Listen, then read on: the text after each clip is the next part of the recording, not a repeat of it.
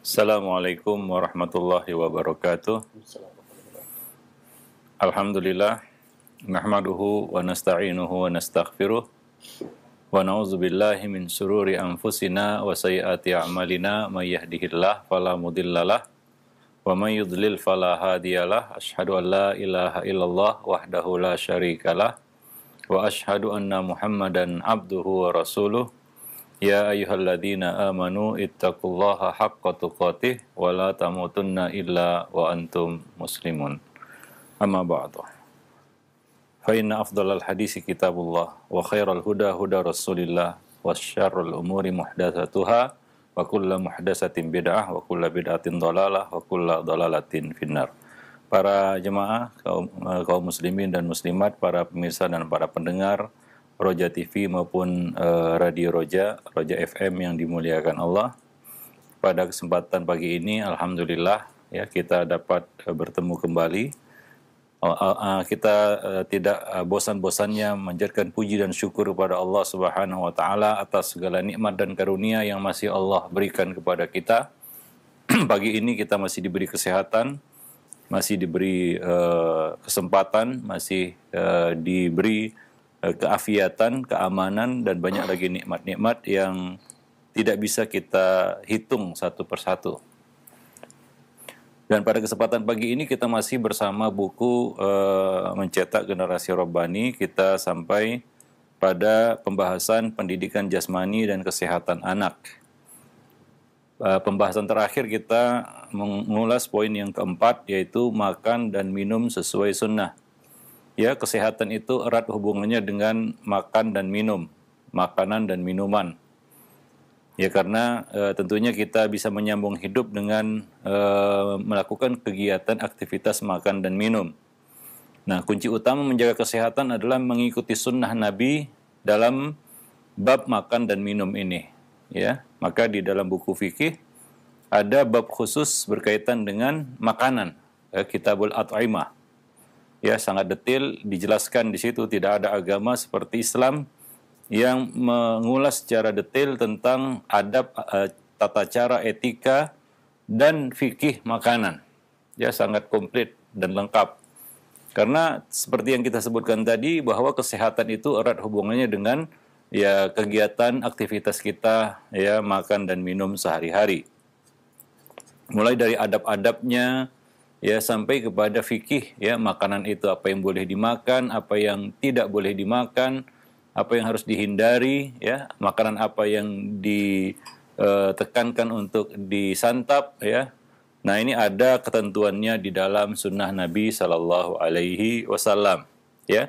Seperti Nabi mengatakan makan 7 butir kurma setiap pagi itu akan menghindarkan kita dari sihir dan penyakit-penyakit lainnya.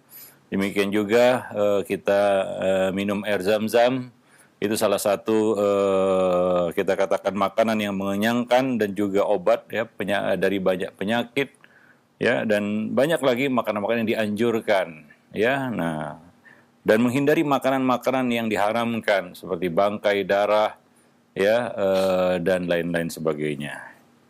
Nah, jadi ada beberapa hal-hal yang kita perlu ketahui berkaitan dengan makan dan minum.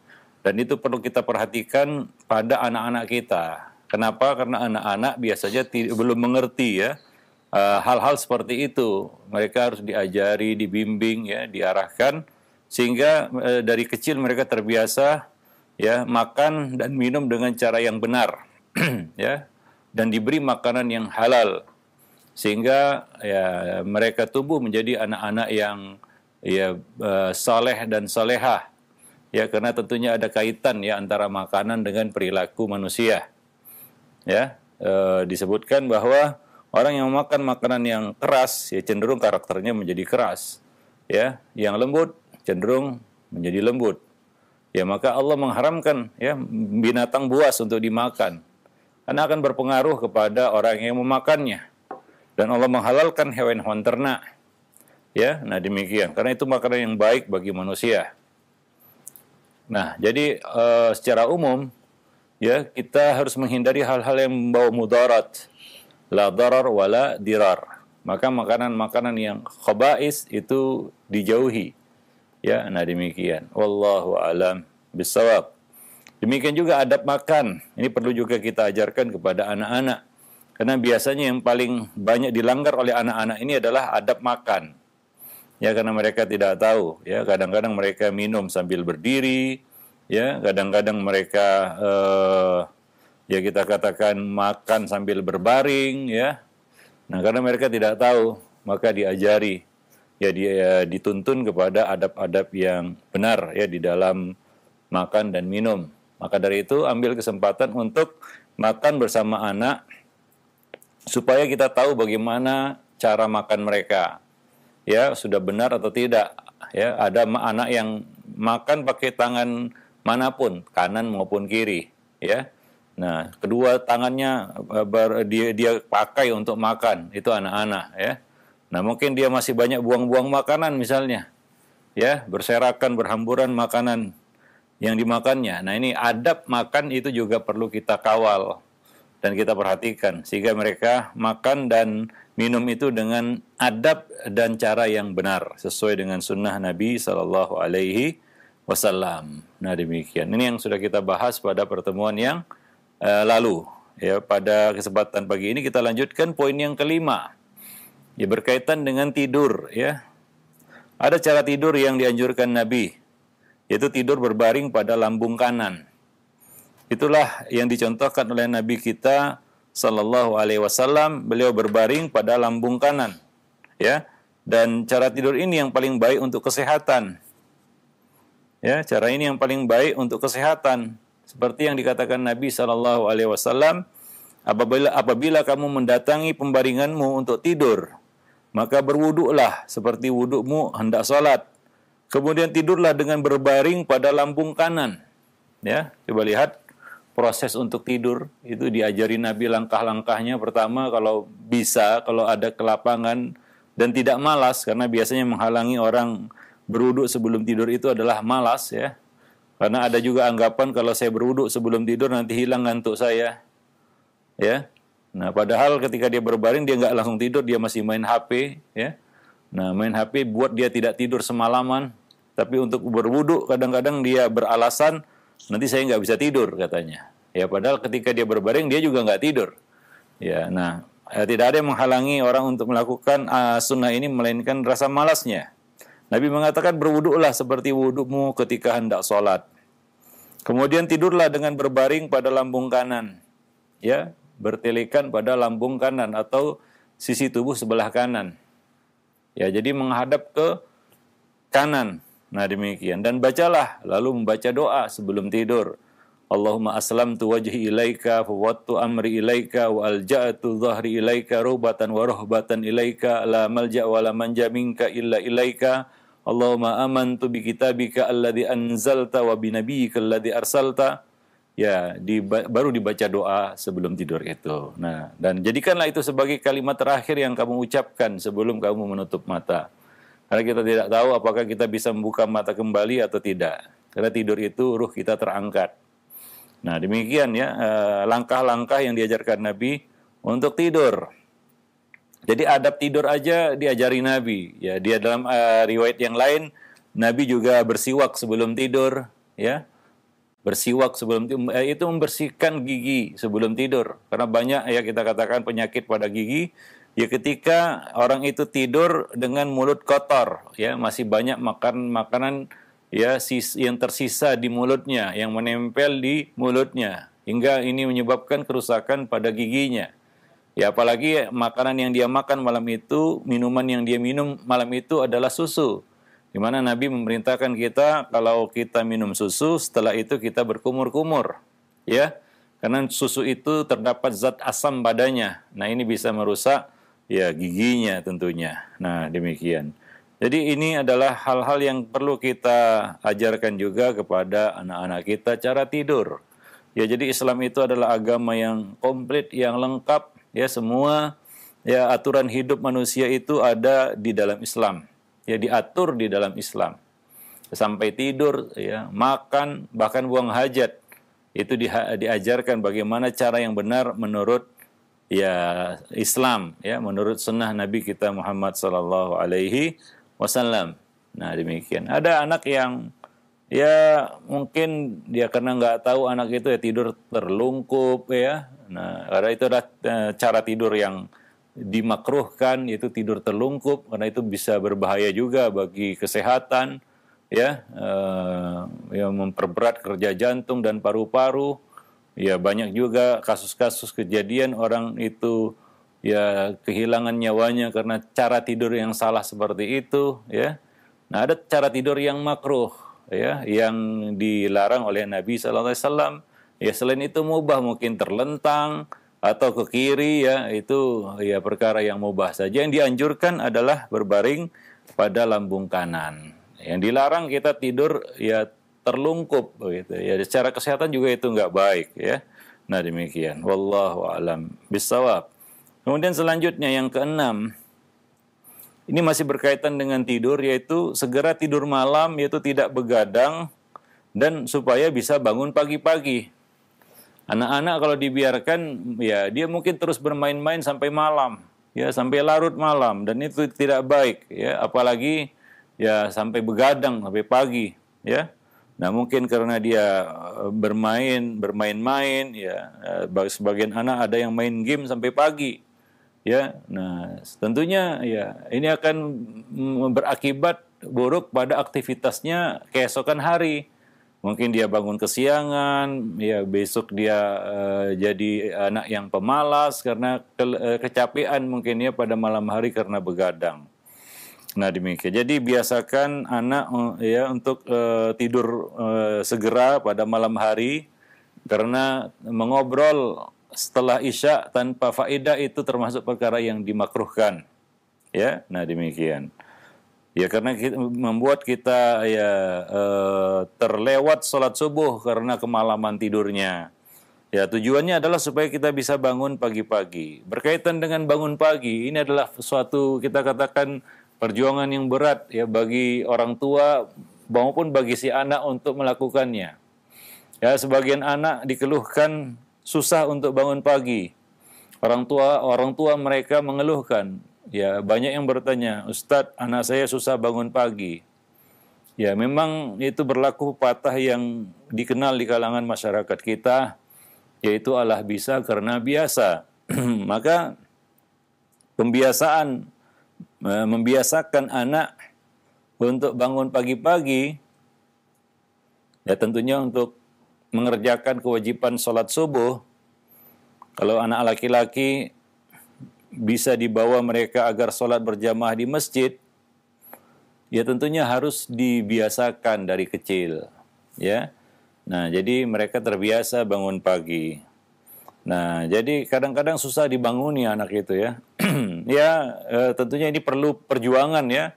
Harus sabar orang tua itu untuk membiasakan perkara yang berat ini. Ya, jangan putus asa, patah arang, kemudian ya tidak meneruskan ya kita usahanya untuk membiasakan anak bangun pagi. Nah, ini perlu waktu yang lama ya untuk membiasakan seorang anak itu bisa bangun pagi, apalagi dia bangun sendiri. Ya sebagian anak ada yang harus dibangunkan baru bangun, itu kalau bangun. Ya sebagian anak ada yang bangun lebih dulu daripada orang tuanya. Dia bangun lebih dulu dari orang tuanya. Ya, nah demikian. Terbiasa dia bangun pagi.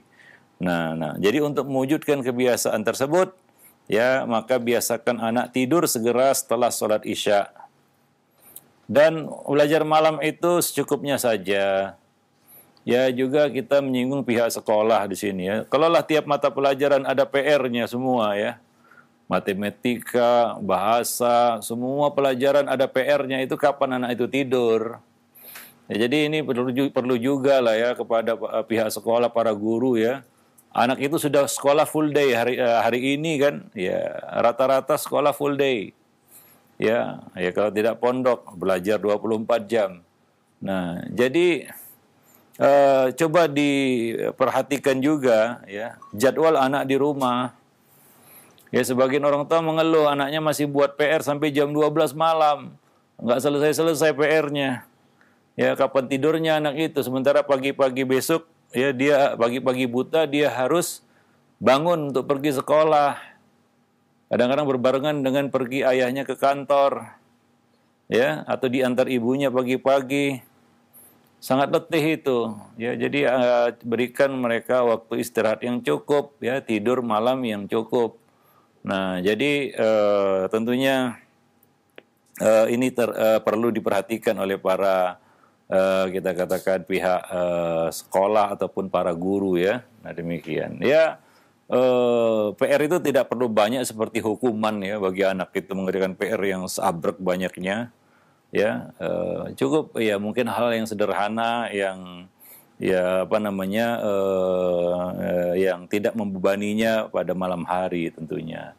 Ya, wallahu a'lam bishawab. Karena banyak juga orang tua yang mengeluhkan anaknya tidak bisa tidur ya segera karena harus mengerjakan PR yang sangat banyak, seabrek PR-nya. Ya, macam kerja lembur, ya, orang di kantor jadinya. Kasihan anak-anak itu. Padahal mereka sudah sekolah full day, ya, dari pagi sampai sore. Itu pun masih dijejali dengan pekerjaan rumah. Nah, demikian. Ya, tentunya hasilnya juga tidak akan maksimal nanti kalau seperti itu. Wallahu a'lam bishawab. Jadi yang terbaik bagi anak-anak itu adalah segera tidur, ya, setelah sholat isya, ya, supaya mereka bisa bangun pagi, ya. Nah, demikian.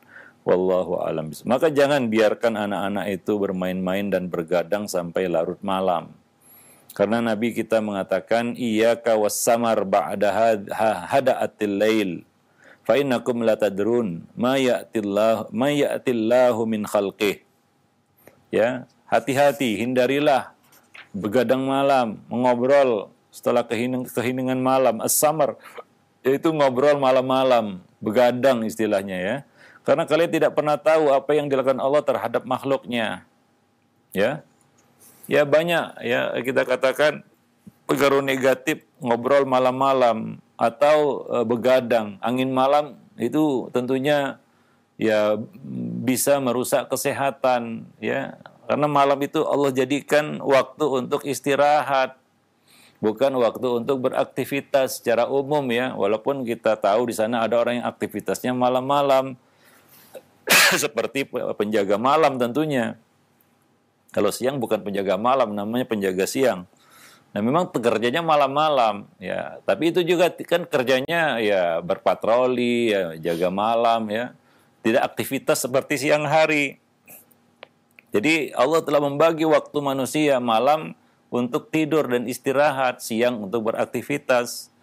Maka sunnatullah itu jangan dilanggar, ya. Itu jangan dilawan karena itu akan mendatangkan hal yang negatif bagi tubuh kita tentunya. Kita bicara dari sisi kesehatan ini, ya. Ya, itu jelas, ya, sangat buruk akibatnya bagi kesehatan jasmani kita. Ya, banyak penyakit-penyakit yang muncul, ya, terutama, ya, kita katakan gangguan pada jantung, ya, dan organ-organ dalam karena orang itu suka begadang malam, ya. Nah, demikian. Wallahu a'lam bishawab. Nah, apabila ada kesempatan, biasakan mereka agar melakukan sunnah Nabi, yaitu tidur siang. Ya, ini sangat baik untuk kesehatan. Nabi SAW mengatakan, qilu fa inna syayatina la taqilu. Tidur sianglah kamu karena setan-setan itu tidak tidur siang. Ya, jadi ambil waktu untuk tidur siang. Ini sangat baik, ya, untuk kesehatan. Nah, banyak orang tua yang berkata, bagaimana kami bisa melatih anak tidur siang sementara mereka sekolah full day. Nah, ini juga menjadi suatu dilema, ya. Padahal ini salah satu sunnah yang sangat baik, tidur siang ini. Ya, tidak lama, mungkin cuma setengah jam, tapi manfaatnya bagi tubuh luar biasa, ya. Nah, demikian. Ya, mungkin ada sekolah yang mungkin, ya, saya nggak tahu juga, saya belum pernah dengar ada sekolah yang melatih anak-anak mereka untuk tidur siang itu di sekolah. Ya, mungkin nggak ada tempatnya kali, ya. Nah, tapi kalau ada itu ya salah satu sunnah yang ditinggalkan oleh manusia atau mereka nggak tahu ini adalah sunnah Nabi Sallallahu Alaihi Wasallam. Dan salah satu faedahnya adalah untuk menyelisihi syaitan. Ya, dalam banyak hal Nabi Sallallahu Alaihi Wasallam memerintahkan kita untuk menyelisihi syaitan. Ya. Nah, maka dari itu kita katakan tidur siang ini harus menjadi salah satu ya kita katakan jadwal kita di hari itu. Hari ini misalnya kita ada jadwalkan itu untuk tidur siang ya. Nah, demikian. Wallahu alam. Ini dianjurkan bukan wajib ya. Walaupun ada perintah tidur sianglah kamu, tapi hukumnya bukan wajib ya, mustahab, dianjurkan. Ya minimal itu sudah pernah kita lakukan atau paling baik sering kita lakukan. Ya, atau kalau bisa tiap hari kita lakukan. Nah, wallahu alam bisawab. Kemudian budaya bangun pagi-pagi. Nah, ini berkaitan dengan aktivitas di rumah sebenarnya.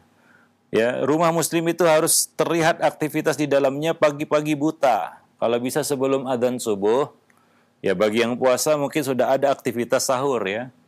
Nah, biasakan di rumah kita ya, itu pagi-pagi sudah ada aktivitas, hidup suasana rumah itu dengan aktivitas penghuninya.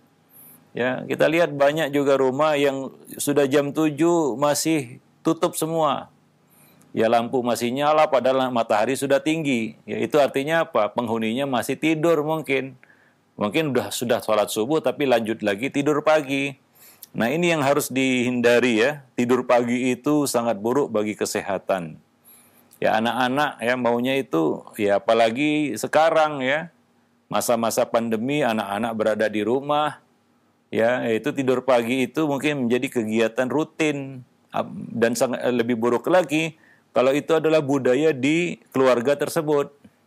Ada satu keluarga yang memang rutinitasnya, ritualnya itu tidur pagi dan ini sangat jelek sebenarnya ya. Kalau bisa rumah kita itu sudah nampak kegiatan dan aktivitas pagi-pagi buta. Nah, tentunya ini sangat menolong kita ya untuk menghidupkan suasana rumah dan membangunkan orang yang masih tidur. Kalau misalnya rumah kita sudah kelentang-kelenteng pagi-pagi ada yang masak dan lain sebagainya, ada aktivitas yang ada di rumah itu sudah hidup. Kalau ada yang tidur pun dia kan juga akan terganggu, dia akan bangun juga begitu ya. Atau dia merasa risih. Ya, kalau semuanya beraktivitas dia nggak akan bisa protes. Tapi kalau kebanyakan yang tidur daripada yang beraktivitas, itu yang beraktivitas akan dimarahi begitu. Wah, ini orang-orang lagi tidur udah ribut katanya kan begitu. Tapi kalau mayoritas di rumah itu ya, ayah, ibu, dan anak-anak, kalau ada 1-2 anak-anak yang masih tidur, dia akan bangun begitu ya. Jadi itu berkaitan juga dengan suasana di rumah tersebut ya. Nah, suasana keluarga di rumah tersebut. Nah, maka Nabi berpesan kepada kita, ya burika ummatil fi bukuriha, diberkati umatku itu pada pagi harinya. Dan Nabi bahkan mendoakan umatnya yang beraktivitas pagi-pagi. Allahumma barik li ummati fi bukuriha. Ya Allah, berkatilah umatku pada pagi harinya. Maka jangan biarkan anak tidur pagi tanpa ada kebutuhan yang darurat. Kalau sakit ya maklumlah ya. Namanya juga sedang sakit. Atau pada waktu-waktu tertentu yang capek, misalnya baru pulang dari safar ya, baru kegiatan yang berat ya mungkin ya. Itu kita juga yang dewasa kadang-kadang juga tepar istilahnya ya, mau nggak mau tidur ya pagi gitu ya, karena sudah keletihan mungkin menyetir pada malam hari ya di safar ya. Safar itu adalah azab. Ya itu kondisi-kondisi yang ya kita katakan tidak normal. Tapi kondisi-kondisi yang normal ya maka hindari tidur pagi, karena itu sangat jelek bagi kesehatan, ya baik itu kesehatan jasmani maupun kesehatan rohani. Secara rohani orang yang suka tidur pagi itu jadi malas. Secara jasmani ya banyak penyakit-penyakit itu ya muncul ya dia bekerja penyakit itu pada saat pagi hari ya, ketika si empunya tubuh ini tidak beraktivitas. Yang beraktivitas adalah penyakit di dalam tubuhnya. Sehingga dia bangun, ya sudah sakit begitu. Kena flu, kena demam, kena batuk. Ya, itu biasanya orang yang tidur pagi. Bangun-bangun sudah sakit dia. Maka sangat buruk ya kebiasaan tidur pagi itu. Ya. Nah, sebab pagi hari itu laksana masa muda. Ya, dalam usia kehidupan manusia ya. Waktu pagi hari itu laksana masa muda yang penuh vitalitas. Sedangkan sore hari itu laksana masa tua yang menyisakan tubuh tanpa daya, ya sudah capek kalau sudah sore hari. Nah demikian. Malam hari itu sudah waktunya kita untuk beristirahat tidur. Nah itulah dia siklus kehidupan manusia. Allah menyebutkan itu di dalam Al-Quran. Kemudian Nabi mengaplikasikannya di dalam kehidupan beliau, yaitu sunnah beliau. Nah demikian. Wallahu a'lam bishawab. Juga pakar kesehatan ya sepakat bahwa udara pagi itu sangat baik untuk kesehatan jasmani. Karena gas ozon yang membentuk struktur 3 jenis atom oksigen itu banyak tersebar di udara pada pagi hari. Selain itu ada sinar ultraviolet yang dipancarkan oleh matahari pada pagi hari itu sangat bagus sekali untuk pertumbuhan tulang dan membunuh berbagai macam virus-virus penyakit. Apalagi ini masa-masa pandemi, ya banyak virus-virus yang tersebar di luar sana. Maka kegiatan di pagi hari, apalagi itu disertai dengan olahraga ringan, olahraga yang sifatnya untuk menjaga kesehatan jantung, ya olahraga kardiovaskular itu sangat bermanfaat bagi kesehatan kita. Nah ya kalau bisa anak juga ikut ya beraktivitas ya bersama kita. Nah demikian. Ini salah satu cara kita, ikhtiar kita, ya usaha kita untuk ya menjaga kesehatan ya jasmani ya anak-anak kita. Nah demikian. Wallahu a'lam bishawab. Kemudian yang ketujuh, manusia bagaimanapun dia menjaga kesehatan nggak lepas dari yang namanya sakit. Ada masa sehat, ada masa sakit. Kata Nabi, ya pergunakanlah masa sehatmu, sehataka qabla saqamika. Ya, manfaatkan masa sehatmu sebelum masa sakit. Artinya apa? Ya bagaimanapun ikhtiar kita untuk menjaga kesehatan, ya namanya manusia pasti ada masa sakitnya. Ya apalagi ya sudah masanya untuk sakit-sakitan, yaitu 40 tahun ke atas sudah mulai muncul ya penyakit-penyakit yang memang itu ya sudah waktunya. Ya sudah masanya, karena ini benda dunia, ada batas waktunya juga. Ya nggak bisa dia hidup sampai 1000 tahun, nggak tahan dia. Ya ada masa pakainya untuk umat Muhammad, itu umat yang datang setelah diutusnya Nabi Muhammad SAW, ya antara 60 sampai 70 tahun. Ya itulah dia waktunya, ya. Ada yang diberi bonus ya lebih panjang, ada yang nggak dikasih bonus. Ya, ada yang memang sudah seperti yang ditetapkan, ada yang dipanggil sebelum waktunya juga, sebelum masanya juga kan begitu. Nah, jadi banyak macam-macam ya kita katakan penyakit yang bisa menyerang manusia. Itu sesuatu yang tidak bisa lepas dari kehidupan manusia. Para nabi saja mendapatkan sakit ya. Para nabi itu ya. Diuji Allah juga dengan sakit, seperti contohnya yang mungkin paling populer ya diceritakan kisahnya di dalam Al-Quran, yaitu Nabi Ayyub. Ya, Nabi Ayyub alaihissalam ya diuji Allah dengan sakit yang luar biasa. Tapi beliau sabar dan akhirnya disembuhkan Allah Subhanahu wa taala. Artinya itu adalah sesuatu yang tidak bisa lepas dari kehidupan kita.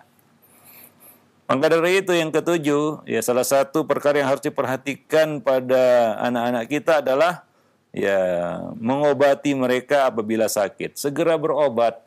Itu perkara yang mubah. Para ulama berbeda pendapat tentang hukum berobat. Ya, ada yang mengatakan mubah, ada yang mengatakan sunnah, ya. Ada yang mewajibkan juga.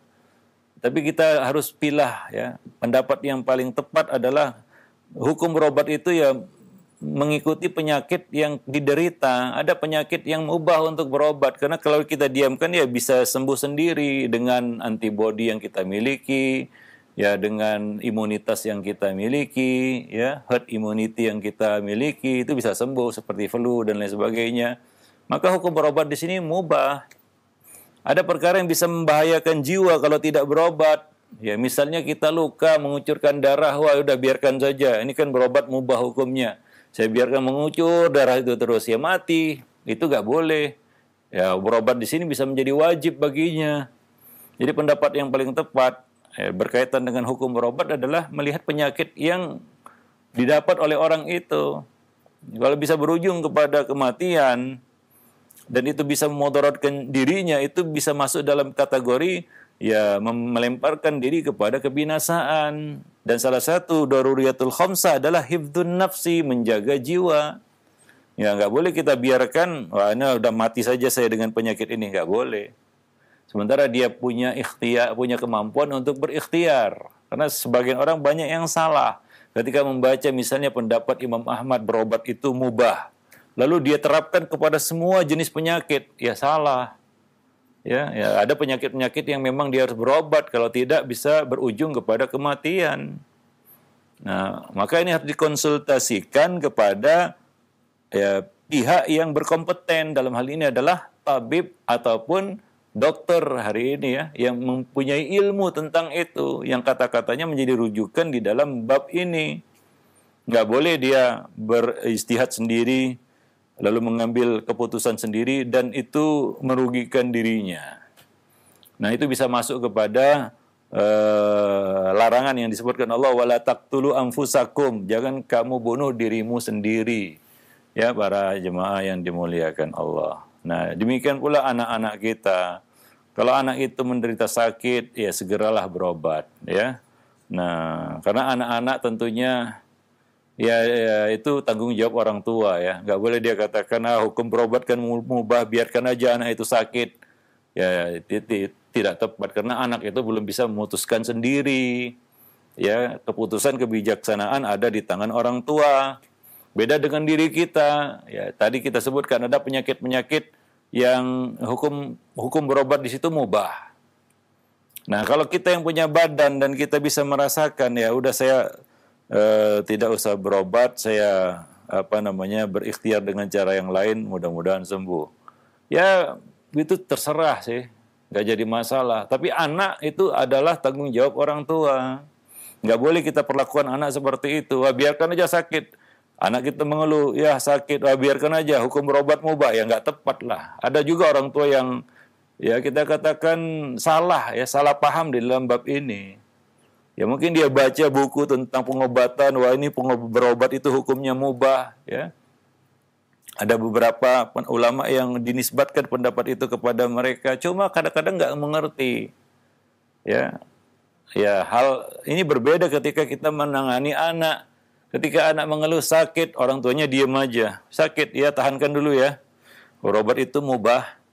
Jadi Abi pilih pendapat itu, sembuh sendiri nanti. Ya anak itu kasihan dia. Dia terhambat aktivitasnya.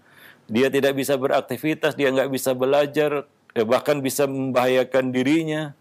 Bagi anak, demam itu ya tentunya bisa berakibat fatal juga. Bisa menyebabkan kerusakan pada organ-organ lainnya. Maka harus dikonsultasikan kepada kita kata pihak yang berkompeten, dalam hal ini dokter. Bagaimana penyakit anak tersebut, apakah membahayakan perkembangan dirinya? Karena sakit pada anak itu bisa menghambat pertumbuhan ya jasmani mereka. Ya, pertumbuhan otaknya, tulang-tulangnya, ya, dan juga saraf-sarafnya dan lain sebagainya. Maka ini jangan disamakan dengan kita yang sakit begitu ya. Nah, itu tanggung jawab kita sebagai orang tua. Maka kalau anak sakit segera berobat. Ya minimal kita periksakan anak itu, kira-kira ini sakitnya berbahaya atau tidak. Ya, apa tindakan yang harus dilakukan? Ya, didiagnosa penyakitnya supaya kita tahu bagaimana cara menanganinya. Ya, nah demikian. Wallahu a'lam bishawab. Jangan biarkan anak itu sakitnya berlarut-larut sehingga semakin parah dan fisik anak itu pun menjadi lemah. Ya di samping kita berikhtiar dengan cara berobat, anak itu juga kita harus didik, ya, kita harus bimbing dia untuk ridha, sabar, berdoa, meminta kesembuhan kepada Allah ya ketika ia menghadapi ujian sakit seperti ini. Nah demikian. Banyak anak itu yang ketika sakit mengeluh dan lain sebagainya. Nah ini momen bagi orang tua untuk menyabarkan. Ya disitulah momen dia mengenal sabar ya. dia bisa menerima takdir bahwa itulah dia hidup. Kadang-kadang kita sakit, kadang-kadang kita sehat. Anak itu rewel ketika sakit, ya jangan jengkel, jangan kesel, jangan bete orang tuanya, ya memang demikian. Anak sakit itu rewel, kan begitu, kita juga harus sabar menghadapinya ya dan merawatnya. Wallahu a'lam bishawab. Nah demikian. Jadi agama Islam termasuk agama yang komplit, sangat peduli juga pada kesehatan dan juga proses pengobatan ya dari penyakit, ya kesembuhan dari penyakit. Nah, Nabi SAW berkata di dalam hadis, likulli da'in dawaun, fa idza usiba dawa'ud da'i baro'a bi'idnillah. Setiap penyakit ada obatnya. Jika obat tepat pada penyakit itu, maka seorang itu akan sembuh bi'idnillah, dengan izin Allah Subhanahu wa taala. Ya, dengan izin Allah Subhanahu wa taala. Wallahu a'lam bishawab. Nah, demikian ya para pemirsa dan para pendengar yang dimuliakan Allah. Ya, beberapa hal yang berkaitan dengan pengobatan akan kita lanjutkan pembahasannya ataupun pembicaraannya pada kesempatan berikutnya insyaallah ya. Ya, mengenai masalah menjaga berobat dari sakit ya. Nah demikian, wallahu a'lam bishawab. Ya, perlu kita sampaikan di sini bahwa sehat itu perlu diikhtiarkan, karena sehat itu adalah nikmat yang perlu dikejar, yang perlu diikhtiarkan, diusahakan. Ya, karena anak belum bisa mengusahakannya sendiri, maka itu adalah kewajiban orang tua. Bagaimana anak itu sehat ya, dan kalau sakit dia sembuh dari sakitnya. Wallahu a'lam bishawab. Baik, subhanakallah bihamdik, asyhadu an la ilaha illa anta, astaghfiruka wa atubu ilaik. Nah.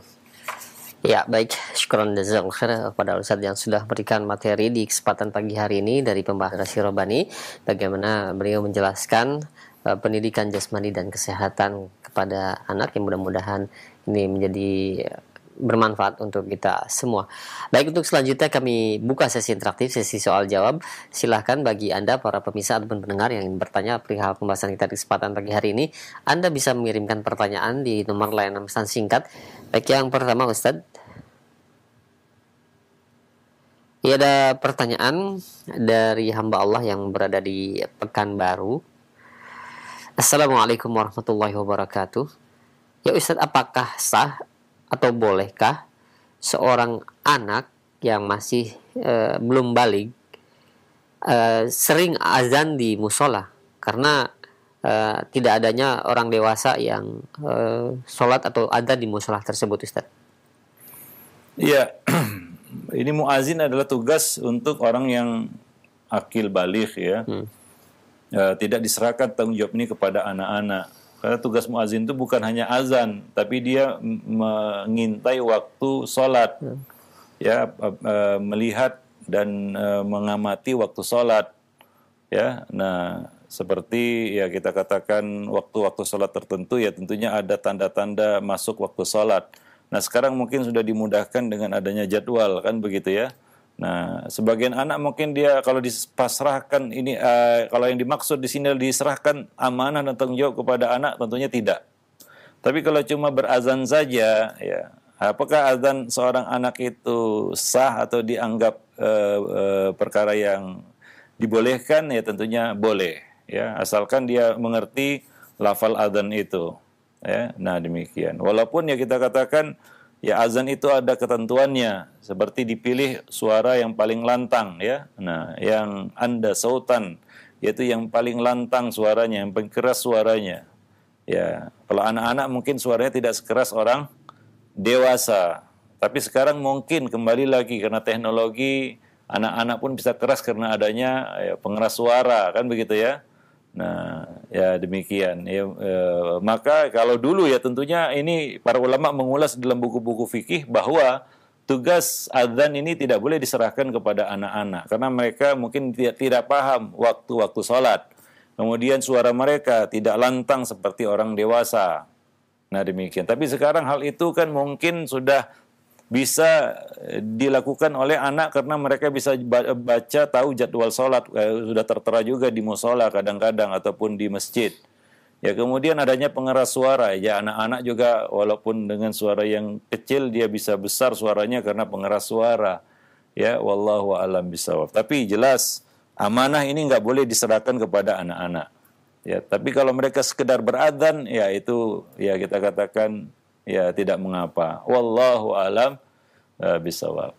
Nah, ya, untuk sekali waktu ya untuk mengajarkan azan ya itu boleh. Tapi ya menyerahkan tanggung jawab itu kepada anak-anak ya itu tidak dibenarkan sebenarnya. Ya. Ya, baik. Syukran jazakallahu khair atas jawaban dan nasihat Al-Ustaz ya, demikian untuk hamba Allah yang berada di Pekanbaru. Dan selanjutnya ada pertanyaan kembali dari Abu Fauzan yang berada di Sulawesi Tengah. Ya Ustaz, saya berniat untuk menikahi janda yang mana beliau memiliki anak. Mohon nasihat dan kiat-kiatnya agar saya bisa mendidik dan menyayangi anaknya walaupun bukan anak kandung saya, Ustaz. Ya, ya tentunya itu salah satu bentuk kebaikan ya, mengurus anak bawaan atau anak tiri ya, memperlakukan mereka dengan baik. Nabi juga ya punya anak tiri ya, seperti Umar bin Abi Salamah. Ya anaknya ya Abu Salamah ya, kemudian setelah Abu Salamah meninggal wafat di medan perang ya, kemudian Ummu Salamah itu dinikahi oleh Nabi sallallahu alaihi wasallam dan membawa anak tirinya. Nabi memperlakukannya dengan baik ya, kadang-kadang makan bersama Nabi ya, di meja satu hidangan dengan Nabi. Itu kehormatan yang Nabi berikan kepada anak tiri beliau ya, anak dari Abu Salamah. Ya, maka itu termasuk salah satu kebaikan kita ya. Nah, demikian. Ya kita bisa menerima itu dan ya rela hati untuk mengurusnya dan membesarkannya. Setiap harta yang kita keluarkan itu termasuk sedekah kita untuknya. Ya, sedekah kita. Nah, demikian. Ya, setiap apa yang kita ajarkan itu termasuk ilmu yang bermanfaat, termasuk amal jariah yang akan dicatat sebagai pahala nantinya di hari kiamat. Ya, walaupun ya kita tahu itu bukan anak kita ya. Nah, demikian. Wallahu alam bisawab. Nah, ya itulah risiko ya kita katakan menerima ya wanita yang ya janda ya, statusnya yang bawa anak kan begitu ya. Ya, mau tidak mau ya kita harus siap dengan konsekuensinya ya. Nah, demikian. Dia akan bawa anak itu ya. Ya banyak ya, janda itu macam-macam. Ada janda yang ditinggal mati, ada janda yang cerai ya. Mungkin kalau janda yang cerai itu anak itu masih tanggungan nafkahnya orang tuanya ya, bapaknya. Tapi kalau janda yang ditinggal mati ya tentunya ya anak ini jadi anak yatim kalau dia masih kecil kan begitu ya.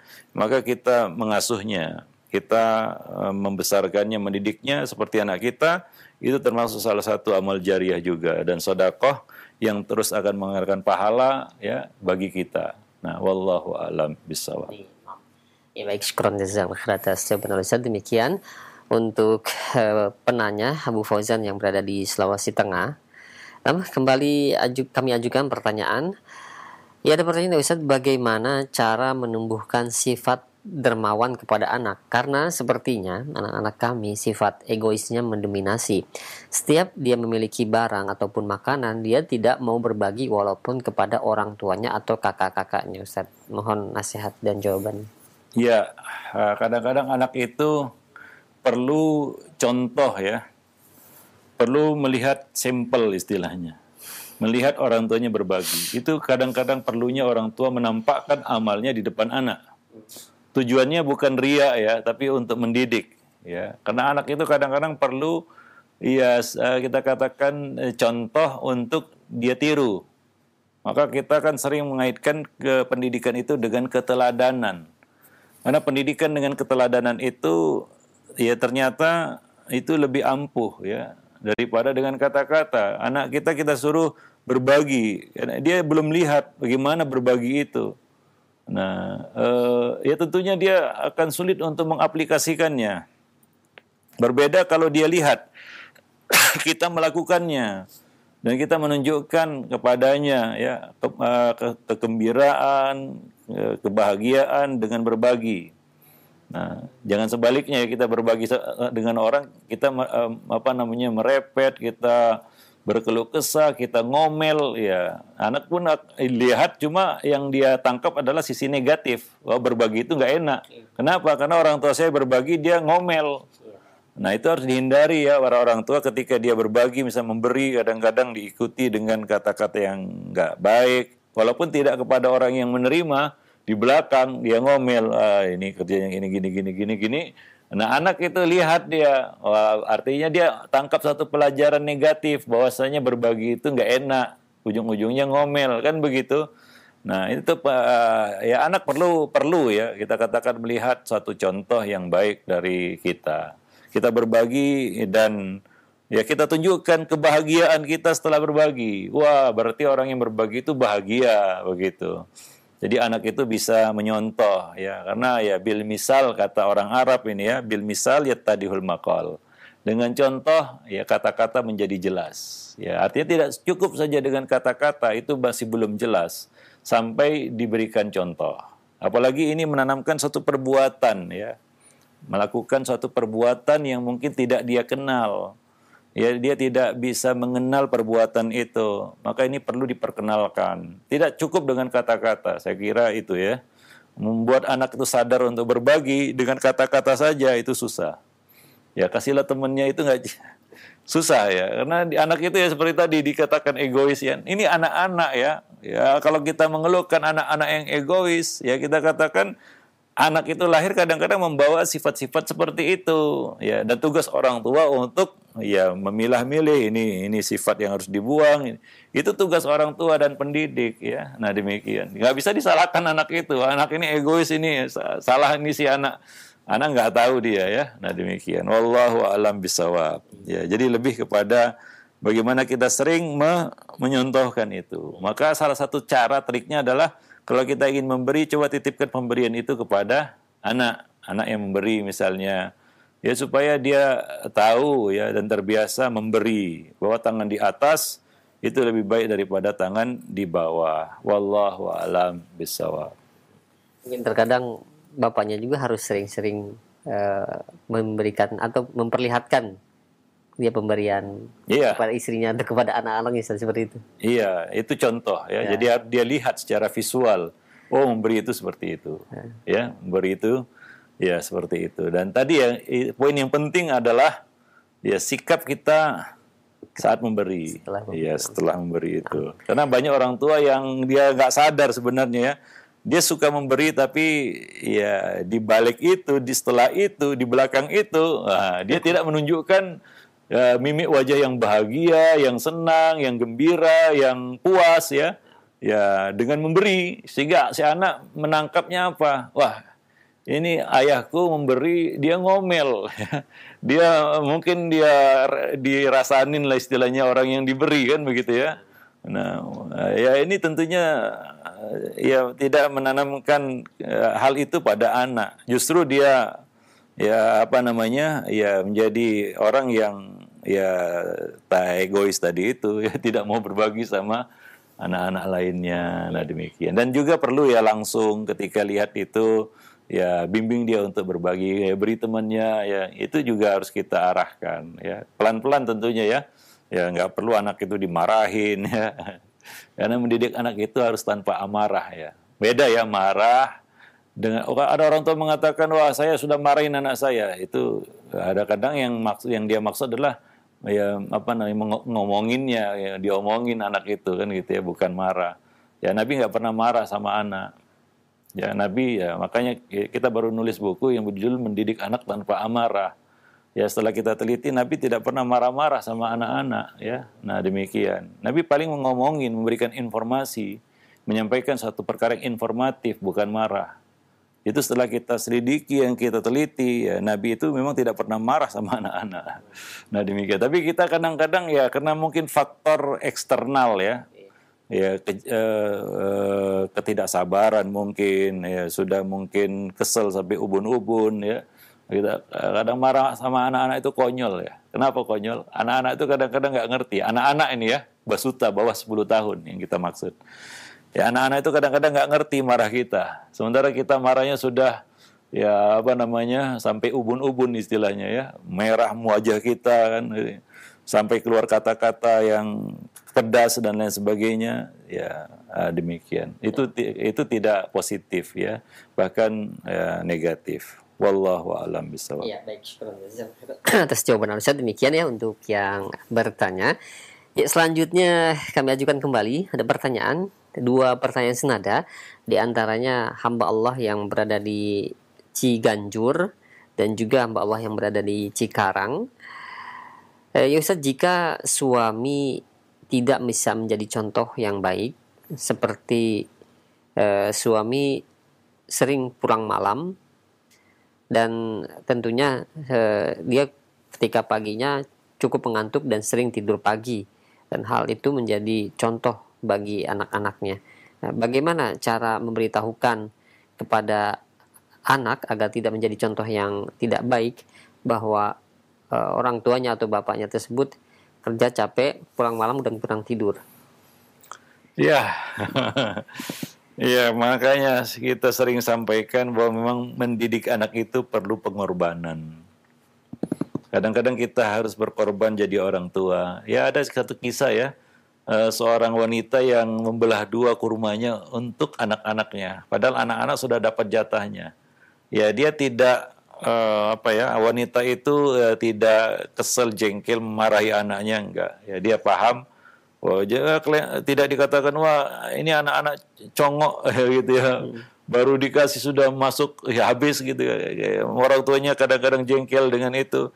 Ya pengorbanan ya, dengan kasih sayangnya si ibu ini membelah dua kurmanya dan memberikan masing-masing kepada kedua putrinya yang dia bawa. Dia nggak makan apa-apa.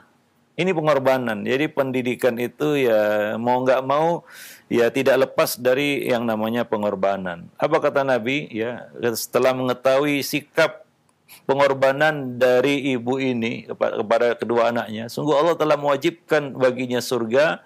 Ya dengan kasih sayang itu Allah wajibkan baginya surga dan Allah jauhkan dia dari neraka.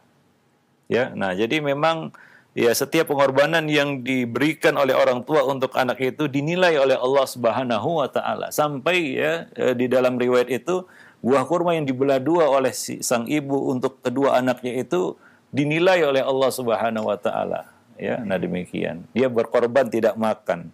Maka di sini ya para orang tua ya kadang-kadang ya di rumah itu kita berbeda dengan di luar. Ya, di luar sebagai apapun kita, sebagai direktur ataupun sebagai karyawan, nah itu beda ya status kita ketika kita berada di rumah. Di rumah kita ya apalagi kita diamanahi anak-anak ya. Di rumah kita berhadapan dengan rakyat kita, anak dan istri kita yang selalu menilai apa yang kita lakukan, menyontoh apa yang kita kerjakan. Ya, kalau bisa ya kita berkorban begitu ya. Nah, tidak tidur pagi, tunggu waktu tidur siang begitu ya. Nah, sudah waktunya duha ya. Ya, barulah kita tidur untuk menghindari tidur pagi itu tadi. Kalau bisa kan begitu ya. Nah, kadang-kadang anak itu kan tidak memahami apa aktivitas kerja orang tuanya di luar. Mungkin ya orang tua ini capek ya, si ayah ini capek dan lain sebagainya. Ya, tapi ya di sini kembali lagi kalau si ayah mau berkorban ya bisa itu. Ya, nah demikian. Lain halnya suatu yang bisa dilihat, disaksikan oleh anak, misalnya si ayah sakit. Ya, dia bisa memaklumi kan itu sakit dia, kalau dia sakit juga mungkin dia akan tidur pagi kan begitu ya. Tapi kalau suatu yang dia tidak bisa maklumi, ya, wah ayah capek ini, ya dia pun tidur kan begitu ya.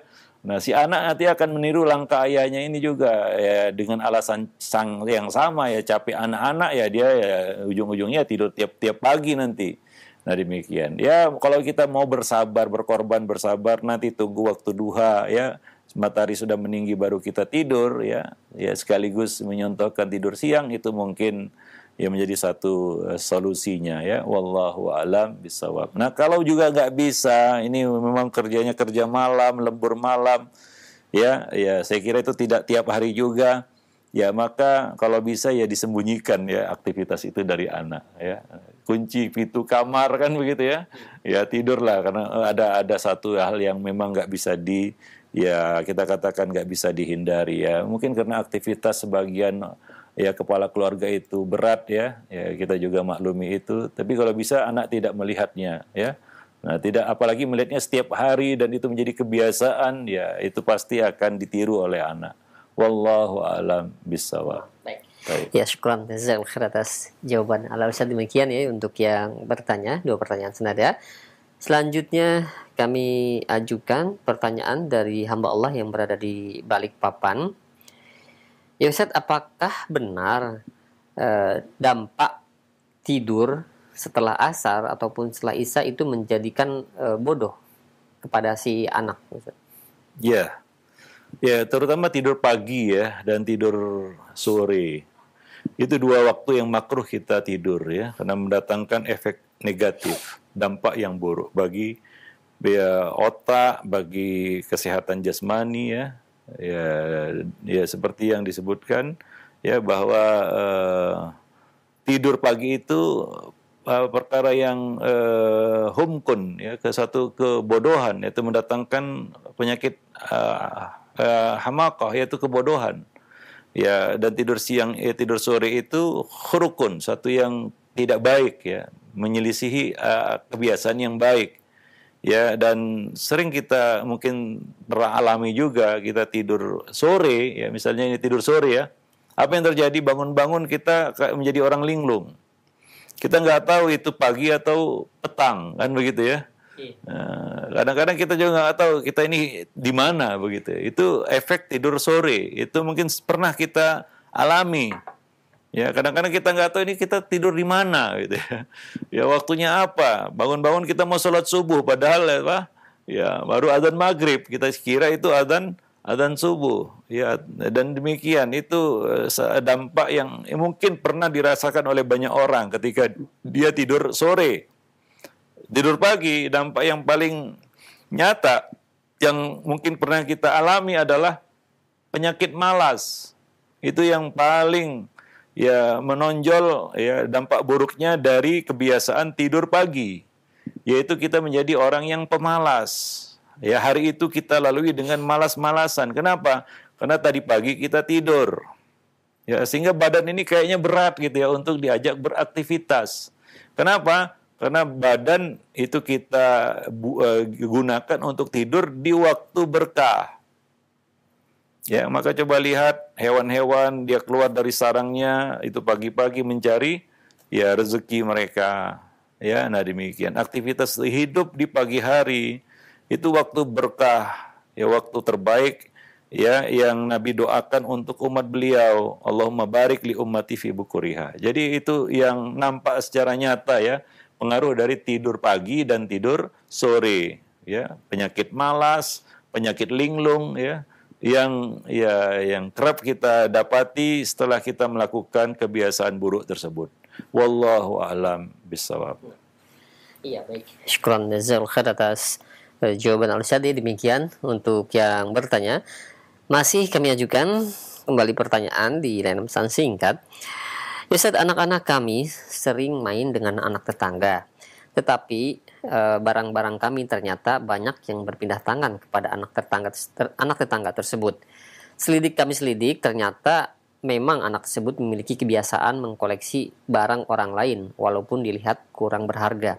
Mohon nasihatnya Ustadz, apa yang harus kami lakukan kepada anak kami agar tidak terpengaruh kebiasaan buruk tersebut atau tidak terkena barang-barang kami diambil oleh anak tetangga tersebut, di mana anak-anak kami tentunya pasti selalu main dengan anak tetangga itu.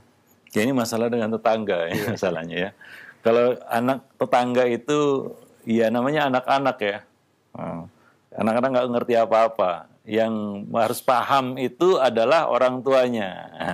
Maka di sini ya kaitannya dengan hubungan kita dengan tetangga. Ya mungkin perlu kita berkunjung ke rumahnya dan menjelaskan hal ini dengan cara yang santun dan tidak membuat orang tuanya tersinggung, kan begitu ya.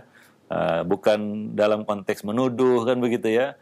Nah, tapi menceritakan. Kadang-kadang orang tuanya mungkin nggak tahu ya.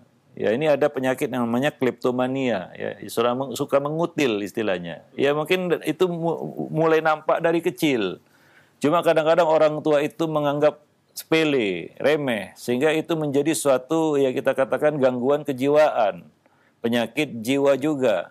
ya, yang disebut kleptomania itu ya, suka mengutil barang orang. Ya, sehingga itu bisa, kebiasaan itu bisa terus kita katakan bertahan atau bahkan terus berkembang sampai dia dewasa. Ya, nah itu akan menyebabkan kerugian yang besar bagi anak itu. Padahal ya penyakit-penyakit seperti ini ya sampai autis, anak autis sekalipun kalau terapinya dilakukan secara dini, tidak terlambat ya, secara tepat ya, ya artinya begitu diketahui gejala itu langsung dilakukan terapi, itu bisa sembuh juga. Termasuk kita kan kelainan ya kejiwaan seperti kleptomania ini dan beberapa penyakit-penyakit kejiwaan yang mungkin sudah nampak kita katakan benih-benihnya ketika anak ini kecil. Tapi kadang-kadang orang tua itu mengabaikan, ya orang tua kadang-kadang menganggap itu nggak masalah, masih anak-anak. Ya, jadi mungkin ini kaitannya ya dengan tetangga kita ya, ini qadarullah kita kadang-kadang diuji dari tetangga kita kan begitu ya. Ya mengingat ada satu ungkapan al-jaru qoblad dar istilahnya. Lihat tetangga kiri kanan sebelum bangun rumah. Ya kira-kira itu ungkapan orang-orang Arab ya. Ya lihat tetangga kiri kanan dulu sebelum bangun rumah. Ya. Nah, jadi mudah-mudahan ya kita bisa membantu tetangga itu untuk memecahkan masalah anak mereka. Ya, wallahu a'lam. Ya tentunya kita juga harus proteksi anak-anak kita, membatasinya misalnya ya. Nah, mengalihkannya kepada pergaulan yang lebih baik ya. Nah, demikian. Nah, itu adalah kita katakan langkah yang bisa kita lakukan untuk memproteksi anak kita dari ya itu bisa menular juga ya. Nah, penyakit-penyakit kejiwaan ini bisa menular ya kepada anak-anak lainnya. Wallahu a'lam bishawab. Nah, mungkin sampai di sini dulu pertemuan kita pada pagi ini. Mudah-mudahan bermanfaat. Insya Allah pada pertemuan-pertemuan berikutnya kita akan lanjutkan pembahasan dari buku Mencetak Generasi Rabbani ini. Subhanakallah bihamdik. Asyhadu an la ilaha illa anta astaghfiruka wa atubu ilaik. Assalamualaikum warahmatullahi wabarakatuh.